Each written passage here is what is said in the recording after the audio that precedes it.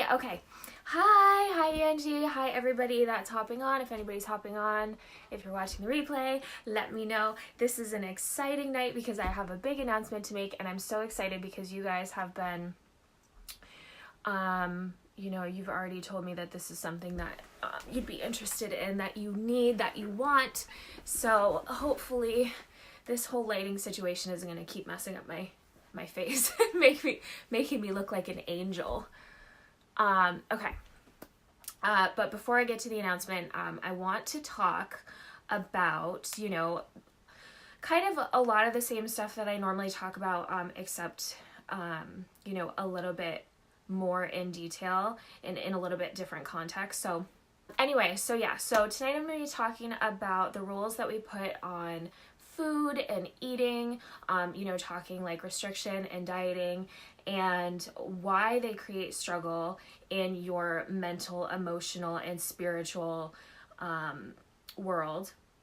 And then also why your body doesn't respond to them like you want it to. And then I'm going to tell you what you need to do to make a positive change in the right direction. You guys, the whole thing with, it's crazy what we've been taught about having a healthy body, having a healthy relationship with food in our body. It's absolutely crazy. There are so many, and it's so hard, and I say this all the time, there's so much good information out there, but there's also so much bad information out there, and unfortunately, a lot of the good information that we get is contained in this culture, I'm talking about diet culture for the most part, that is intended to make us feel like we're broken and we need to be fixed. So we can get good information, we can get good nutritional information and information on how to move our bodies, but when the intention behind it is to make us feel like we need to do this because there's something wrong with the way that we look, it turns into more of a mind fuck. So it starts to mess with our head. So nutrition and movement are so important in having a healthy lifestyle, but the way that we're receiving this information is messing us up so much. We can't have a healthy physical body if we're not healthy emotionally. It's just not possible. So with restriction, with rules, what happens is we're being taught to disconnect from everything that actually makes us who we are and everything that makes us function properly throughout the day. So when we're taught that you have to, and this is like, I'm just going to talk about it all in a chunk right now, like the mental, emotional, spiritual, and physical stuff. So we're taught that we have control over things that we don't have control over. Okay, so for example, what's going on inside of us, like biologically, when we tell ourselves, I'm just gonna get into specific examples because I think this helps, because you guys hear me riff on this all the time anyway.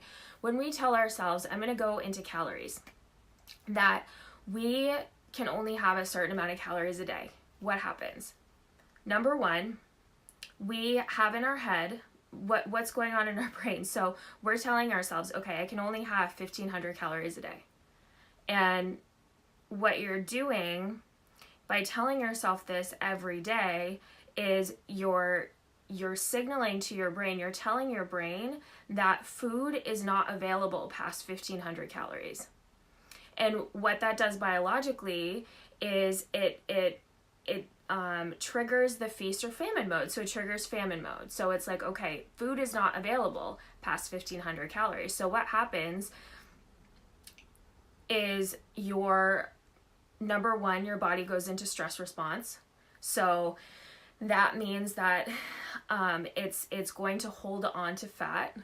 It's going to not metabolize your food properly. You're not going to be able to digest properly. You're not going to be able to muscle build properly, which means you're not going to be able to calorie burn properly, because calories are burned in the muscles, and so many other things. But you're basically creating famine for yourself by just telling yourself, by just thinking, I can only have this amount of food. I can't have more than this.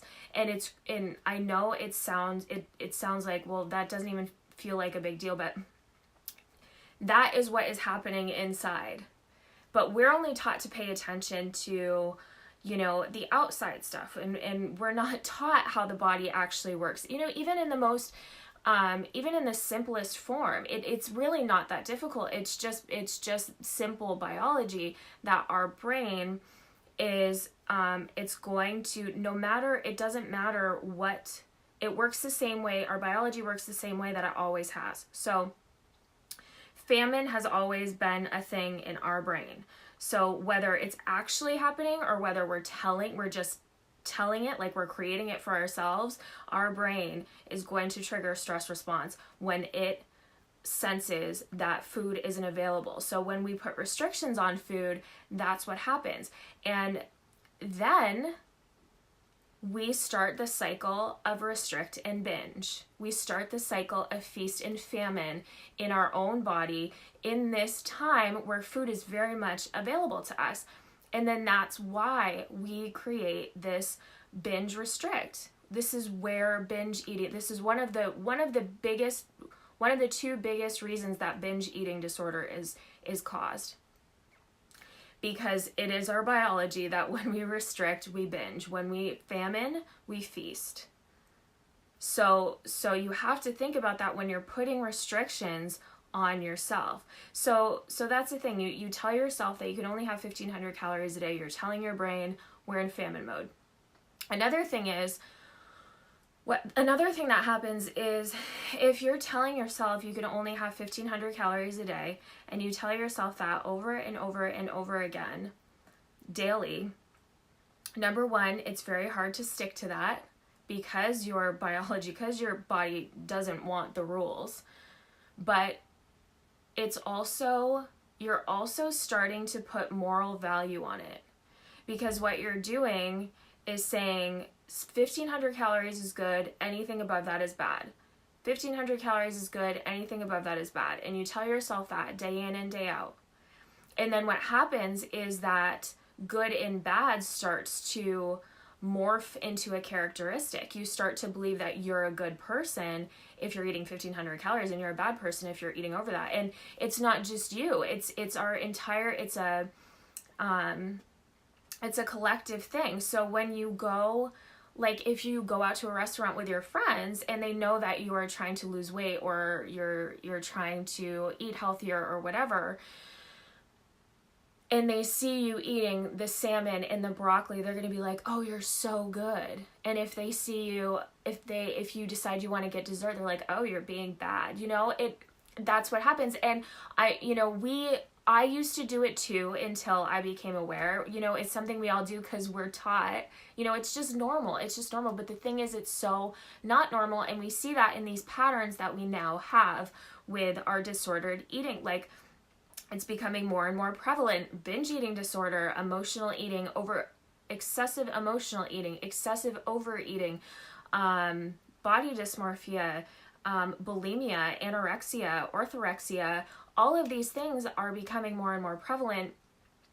Thank God we're waking up to it, but it's because of how we've been taught to treat food, to behave around food in our bodies. So you have to understand that, like, this is why I'm so passionate about this, because it is no longer okay for us to diet, for us to place rules on our bodies, on our eating, on, anything regarding our bodies and food and our health. It's not okay to put rules there when that's not how our body works. We're literally working against our body. So with the calories thing, that happens. And then what else did I want to say? Oh, another thing is, like, if you think about it in terms of the calories, somebody tells you, say you go to a gym and you get, one of their free personal training things. I've done that several times. I used to go to different gyms just so I could get the free personal training session at the beginning. And they're like, okay, this is how many calories you can eat, right? What happens, and I actually had somebody talk to me about this. I don't know if you're watching, but I had somebody talk to me about this the other day, and that's what kind of got me wanting to talk on the topic. What happens is you think, okay, I can have 1,700 calories of whatever it is. So what do we tend to go to? We tend to go to healthy choice meals, or, you know, the frozen food section with the healthy meals, or, you know, something that's quick, something that's, you know, or we think, oh, I can just eat this junk food because it's under 1,700 calories. And we're not taught to pay attention to the nutrient density in the foods that we're eating. And even though I'm telling you there are no rules, you know, with my clients and with my coaching, I teach you that there are no rules, and you get to this point where you kind of no longer crave the nutrient deficient foods as much. But what happens is you're just focused on 1,700 calories. So you could be eating 1,700 or 1,500 calories. You could be eating 1,500 calories of foods of empty calories. So foods that have no nutrient value. And then what happens is your body, so your brain, you have a set point. There's a certain amount of nutrients you need in your body per day to function properly. There's a certain amount of nutrients that your body requires daily to function and to feel fulfilled and to make you feel hungry. So if you are not getting those nutrients, no matter how many calories you eat, if they are not nutrient dense calories in some form or another, you're still going to feel hungry. So because your brain is still waiting for those nutrients, your cells are still craving those nutrients. So, you know, if you're eating 1,500 calories of crap every day and you're like, yes, I'm staying under my calories and I'm not seeing results, or maybe I'm seeing results, but I feel like crap, we have to pay attention to the nutrient density of the foods that we eat. And calorie counting is not the way that we do that. There's no reason that we need to keep track of calories. There's no reason, you guys, that we need to keep track of anything. There's no reason to keep track of food. There's no reason to keep track of calories. There's no reason to keep track of your weight. None of it. And I know that's a really hard concept to wrap your head around, because even just not the weight thing, but even just like a year and a half ago, I would have been like, no, I need to like have some kind of control over this, because I'm just gonna, like, my body's just gonna go to crap, and I'm gonna look like crap, and I'm not gonna be healthy if I don't control this. And the exact opposite happened. You know, when I let go of the rules, I became more aware of my body. I discovered that there were so many of the junk foods that I used to crave that I didn't crave anymore because I allowed myself to have them. I stopped binging. I stopped, struggling so much with my body. I, only feel hungry. Like, sometimes, every once in a while, I'll overeat, but we all do, and it's not a big problem, and I don't feel the guilt and shame and anxiety. I tell you guys this all the time anymore, but I was scared too, you guys, and this is something I want you to know. When I went into this healing from disordered eating and body dysmorphia stuff, when I decided to heal my relationship with food, and I decided to get my certification as a mind and body eating coach, I went into this thinking I want to heal my relationship with food and my body, but I was also like, hey, this is a way I can do that, but there's also a chance that I could lose weight. I was still focused on weight loss when I started, because this whole dynamic eating psychology and mind and body nutrition is a way to connect back to your body, to start listening to your body wisdom.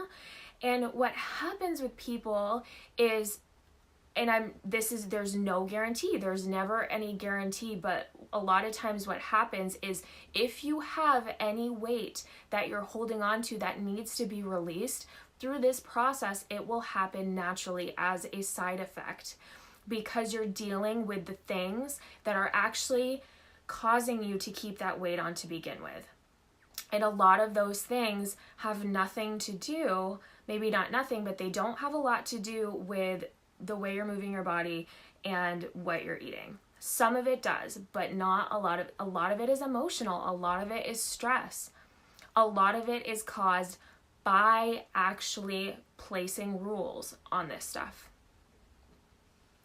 So, so there's that. And then, you know, again, we wonder why we have such a hard time loving who we are. And it's because we're so caught up in trying to be somebody else. We're so worried about trying to look like somebody else. We're so worried about trying to please society and what they want for us. And every day when we wake up and we say, okay, I want a better body, I need to lose weight, I want you to think about that. I want you to think about when you wake up, if that's something you think to yourself, think about where that's coming from. Is that coming from your heart, or is that coming from your head? Is that coming from the voices that have told you, you need to look a certain way? Hi, Sheena. You need to look a certain way. Or, you know, this is the story you've had about yourself. This is what you tell yourself every single day.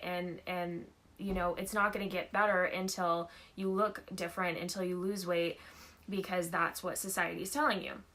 And I know, again, because I've been there, because I thought that my entire existence was going to get better. I thought that I would be able to show up more fully in my life if I looked a certain way. And that's something that I really, really struggled with. I struggled showing up, you know, when I was younger, because I was just talking with my mom about this. I'm naturally a very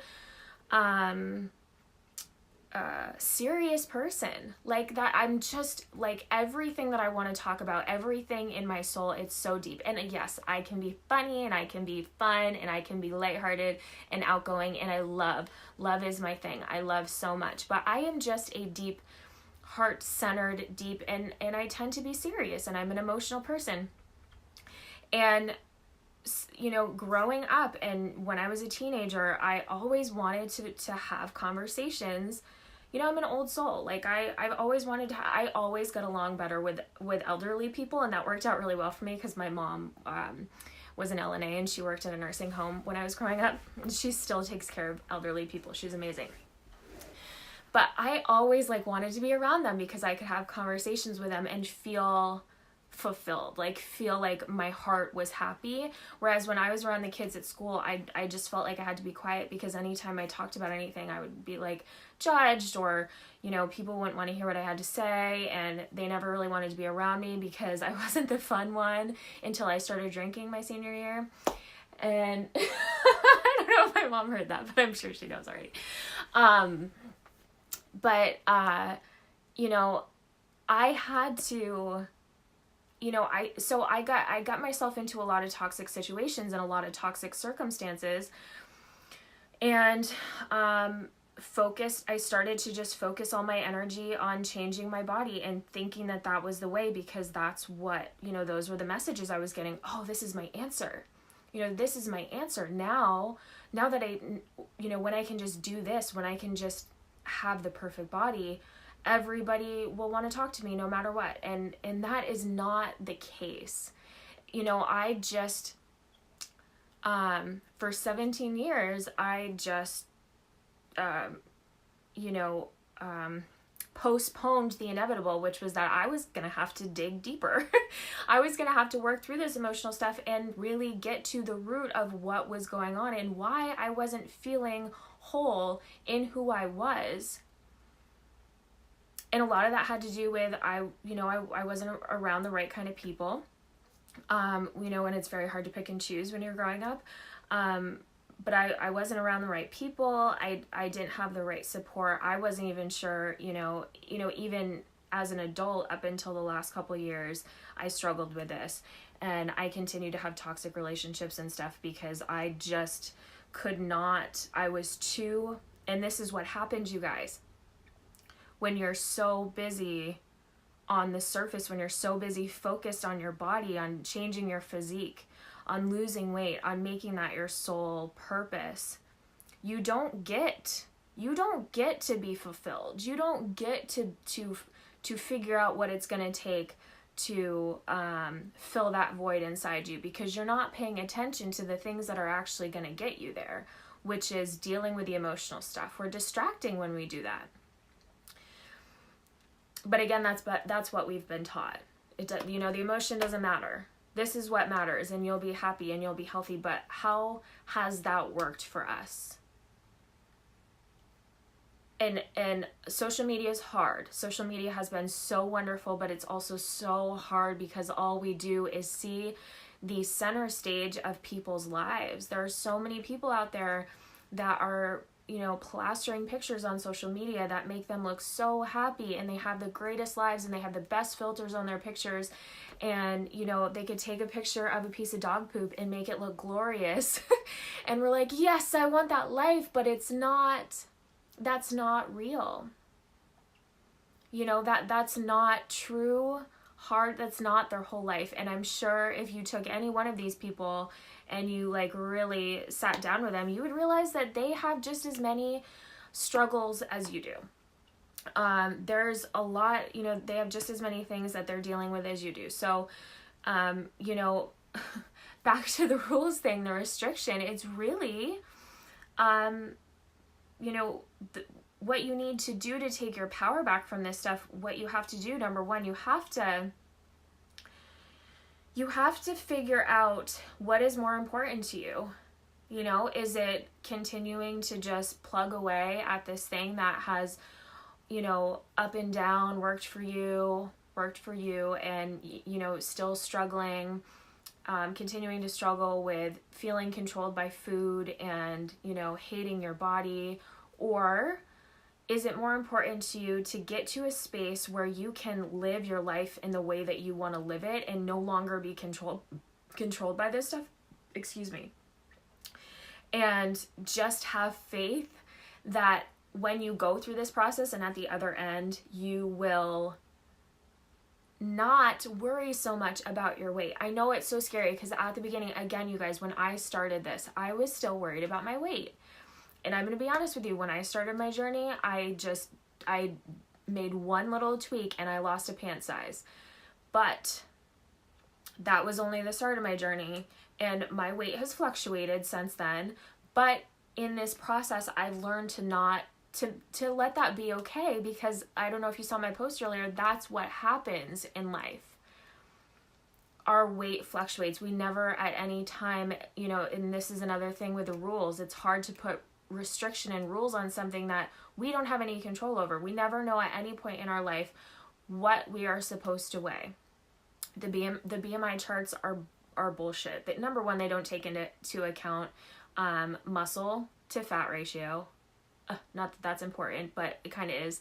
And number two, it's just another way to make us feel guilty, because it doesn't matter. It should be about how we feel. Obviously there are some situations, some medical situations that it needs to be taking account somebody's weight needs to be a thing, but the whole BMI chart for every single person, it doesn't make any sense. Anyway, we don't know. So through this process, at the beginning, I was still I didn't want to gain weight. I had just started dating a guy that was obsessed with his body. He was a bodybuilder. He was he had done steroids. He was doing steroids. Don't tell anybody that. He was obsessed with his physique, and he ended up being a narcissist. So if any of you know about that, then you know that a lot of them are obsessed with their physique. But he was gonna do a show, and it wasn't it was because that was the only thing he cared about. I'm certainly not ragging on anybody that wants to do that, but that's the environment that I was in. So yeah, the idea for me coming out of this body dysmorphia and healing from my food stuff, the idea and being in this relationship, the idea of gaining weight was a little scary for me, but I also knew in my heart that I could no longer deal with being controlled by food. I couldn't deal with it. I couldn't deal with waking up every day and having that be the first thing on my mind, and feeling the guilt and feeling the shame and feeling the angst around it. And the same thing with my body. So I knew this was something I needed to do, and I knew it was something that I needed to share. I needed to go through it, and I needed to share it with other people. And it worked, you guys. It works, and it's messy, and it's beautiful, and it opens your eyes to so many beautiful things, and you start to realize what life is really about, and you start to be able to do the things in life that you want to do and not wait until you lose a certain amount of weight to do them. So really it's about you. You know, do you want to take your power back, or do you want to continue to struggle? It's hard either way, but you have to choose your heart, as they always say. So taking your power back requires you to get through that fear, and it requires you to start learning how to connect back to your inner wisdom, to your body wisdom, to those internal cues that we have been taught to ignore. And they are there, I promise. Your body is going to tell you that, you know, when you're hungry, your body's going to tell you what you need. You just have to have faith that you can trust yourself, and you can do this, because I promise you, you can. It's how you're built. It's how you're built as a human being. It's this stuff up here that we have to work on. It all starts in the head. It's all of those self-limiting beliefs. So it's working on changing your story. It's working on switching the negative to positive. You know, once you can get your head right, you know, emotions are driven by thoughts, and actions are driven by emotion. So we really have to start here. So does that make sense, you guys? Yay! Okay, so that, and I have my announcement. Okay, you guys, so I think 2 or 3 weeks ago, I had asked you guys if you would be interested if I did a beta round of an introduction to mindfulness. And I had like 10 or 11 people say, yes, this is something that would be great. Introduction to mindfulness course, basically 4-week course. So I've created it for you guys. I've created it. I'm so excited. It is a beta round, which means it's the first round of this course. So it is super cheap. The value of this course, this is 4 weeks. Number one, let me just explain it to you. This is going to be 4 weeks. What's going to happen is you're going to get content delivered to your email at the beginning of each week. You're going to get a VIP, a members only Facebook group for extra support and guidance. You guys can go in there and connect with each other and ask questions and share your aha moments. And I will be active in there as well. You're also going to get at least, I say 2 on the page, but it's going to be at least 2 live Q&A sessions with me in that group. And any other resources that I feel would be helpful for you along the way as we go through the course. It's going to start on the 18th of this month. And let me just go over what each week is going to help you with. So first of all, it's called Vibe Mindful. Vibe Mindful. Amazing. I love it. And it's a 4-week interactive introduction to eating and living mindfully and treating your body with love. So great, right? So the first week, and I have all these weeks titled. So the first week is Selfie Vibes. This is going to be, you're going to be introduced to mindfulness. So we're going to go over what mindfulness is and the benefits that it has when it comes to food in your body and your entire life. The words are really small right now. And then you're also going to be getting really clear on your goals and your intentions and what you want your health and lifestyle to look like so you can start taking action right away. Week 2 is Soul Vibes. So this is, you're going to start rewriting your story like I was just talking about. We're going to take all those self-limiting beliefs that you have. We're going to bring awareness to them. We're going to honor them. We're going to release them. And then we're going to rewrite your new story. And you're going to start to learn how to shift from the fear mindset into love. You're going to learn how to begin trusting your intuition and inner cues so you can start working with your body and inner guide and stop relying so heavily on outside resources and help and validation, which is amazing. Week 3 is Pause Vibes. This is the core of mindfulness. So this is going to be the core of the course, the core of the program. This week, we're going to cover more in detail the core elements of mindfulness and how you're going to start incorporating them into your daily life, more specifically as they pertain to your eating habits, movement, and the way you think and feel about yourself. The things we're going to cover here, again, are going to be really crucial in starting to work with your body, and they're going to have a huge positive impact on your metabolism. So that's awesome. And then week 4, the last week, is Abundance Vibes. This is, here we're going to cover the things you need to start thinking about and incorporating into your life that most of us neglect to pay attention to, like I was talking about before. Things such as gratitude, self-care, pleasure, etc. We're going to discuss the importance of shifting your mindset from lack to abundance in your eating habits, self-talk, and overall lifestyle. And you're going to learn how to start taking action in this space. So you guys, this course is going to be amazing. I already told you where you're going to get the emails and everything. It's going to be amazing. I'm so excited. The value of this course is easily, probably the next time I run it, I'm going to charge $5.98 for it. And right now for the beta round, I'm charging $49 until Sunday night. $49 until Sunday night, and then after Sunday until we start on the 18th, it's going to go up to $79. So I am going to go ahead and put the link for this in the comments so you can go ahead and check it out and see if it's something that you'd be interested in.